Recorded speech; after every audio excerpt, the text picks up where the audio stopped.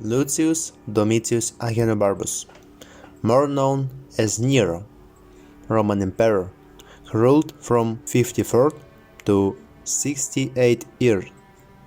In the history of mankind, Nero is remembered not for conquests or diplomatic successes, not for reforms and improvements of Roman citizens' lives. He is remembered as the repository of all possible vices, a voluptuous tyrant, famous for ruthless cruelty, excessive pride, and insane antics. Nero is sometimes considered a madman on the throne. It's very likely that the image of the emperor was deliberately distorted and denigrated by his contemporaries and descendants, and his depravity is exaggerated. Publius Cornelius Tacitus says that during the life of tyrants, out of fear and desiring to please, their deeds were represented falsely, but also many posthumous testimonies are false, not out of fear, but because of hatred for them. But another historian, Dion Chrysostomos, who lived after the Nero's reign, even states that the Romans were happy in Nero's time and would have wished him to rule forever.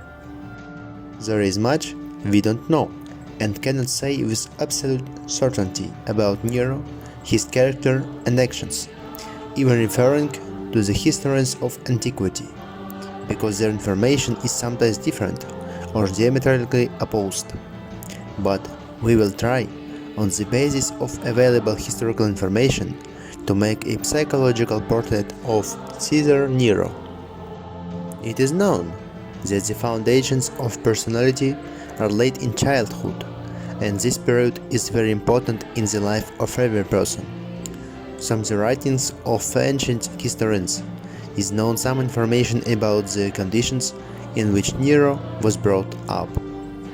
Lucius Domitius was born in 37 AD, when the emperor was Caligula, the brother of Lucius' mother, known as Agrippina the Younger.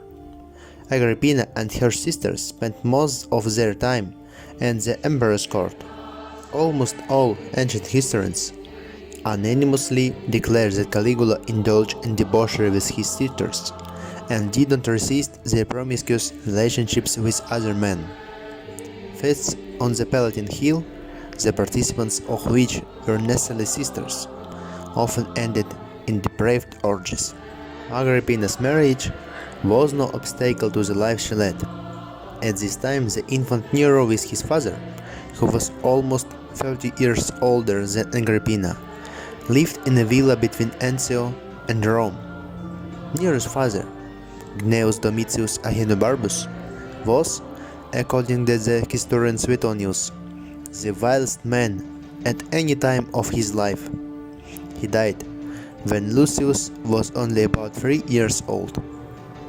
A year before the death of Nero's father, his mother Agrippina and her sister were sentenced to exile for conspiracy against Caligula, debauchery and adultery. Nero was subsequently brought up in the family of his aunt, who also did not adhere to high moral principles. Such was Nero's childhood environment. How much this will affect the rest of his life is easy to understand.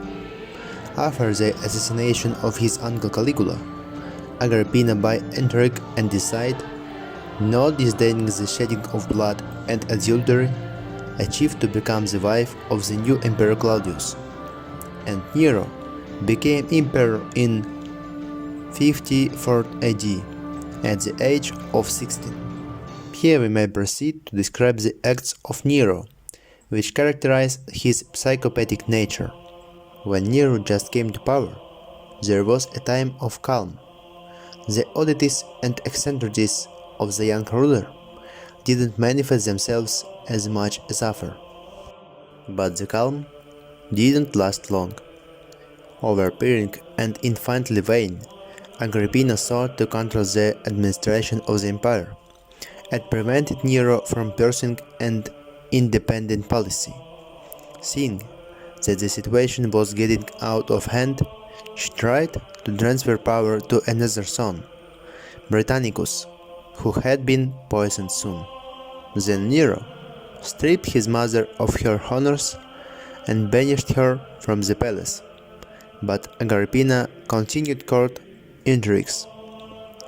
The son planned several attempts to kill the mother, which each time ended unsuccessfully. In the end, he just sent her killer, who stabbed her. In the reign of the tyrant, in the empire were arbitrariness and lawlessness. Nero no longer spared anyone who dared to oppose him or doubt the genius and integrity of the princeps. The slightest suspicion of conspiracy was punishable by death. Illusions of persecution and megalomania in the psychopath, he continued to evolve throughout his life. He did not hesitate to put senators and military leaders to death. He has exterminated a large part of his relatives and representatives of other noble families, ordered his former mentor, the philosopher Seneca, to commit suicide. Usually executions took place without trial. However, in some cases Nero had to come up with reasons for the executions. So, for example, when he wanted to leave his unloved wife Octavia, whom all the people loved and who stood out against the mores of the imperial court, he had to accuse her of infidelity and conspiracy. Octavia was exiled and killed. It is necessary to mention the intimate side of Caesar's life. In his debauchery, Nero surpassed many of his predecessors and descendants. Nero liked to arrange feasts and orgies, had homosexual relations, showed pedophile tendencies. The ruler also had mistresses, sometimes married women. His second wife was Poppaea Sabina. Nero liked Poppaea passionately. For her sake and on her advice he executed Octavia. The new wife was beautiful, cruel, profligate and depraved. Together with her husband, she arranged orgies.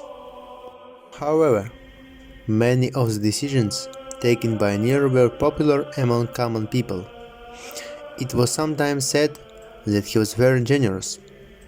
When in 64th year in Rome struck conflagration, Nero has been resting from public affairs in seaside city of Actio.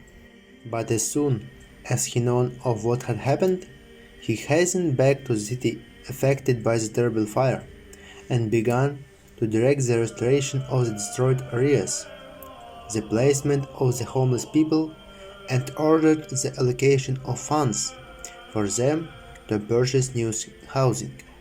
However, there is a version that Rome was set on fire by order of Nero, because princeps wanted to receive aesthetic pleasure from the contemplation of the raging, destructive elements.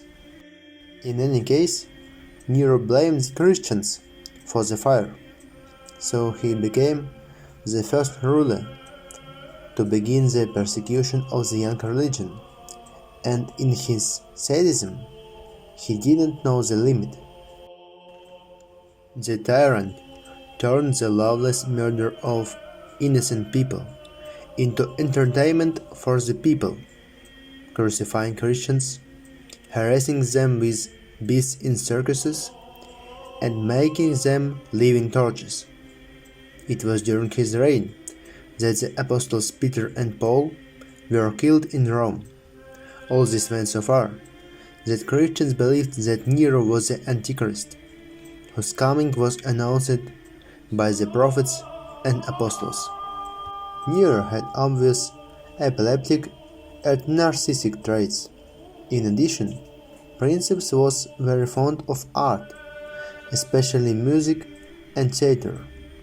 He composed poetry and staged theatrical productions, played the kithara, performed on the stage himself, sang and danced, which horrified the traditionally minded Romans very much. However, for the lack of exaltation by artistic gifts of the emperor, spectator could pay with his life. None of the works of the emperor artists has survived to the present day.